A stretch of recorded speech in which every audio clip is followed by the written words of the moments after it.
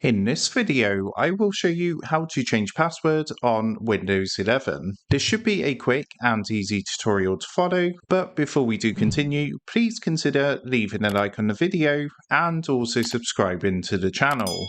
I really do appreciate it. To change your password on Windows 11, what you're going to want to do from your Windows desktop is come down to your search box in the taskbar and go ahead and type settings. Then what you need to do is click on settings. That should come up underneath best match. And once you're in your settings, if you come to the menu on the left hand side and you want to click onto accounts just down here. Then what you can do is scroll down on this page and you're going to see underneath account settings an option called sign in options. So what you want to do is give that a click.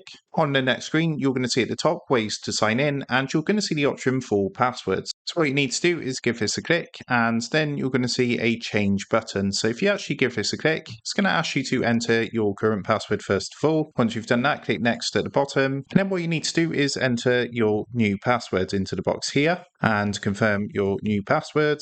And then you just want to enter a password hint down at the bottom. Once you've done that, click next at the bottom and then click finish to confirm. That's going to go ahead and change your password. And that is how to change password on Windows 11. So with that being said, I hope this quick tutorial did help you out today. And if this did help you out, I would really appreciate it if you was to consider dropping down below the video, leaving a like, and also subscribing to the channel. With that being said, I just want to take a minute to thank you guys for watching this quick tutorial, and I will see you in the next video.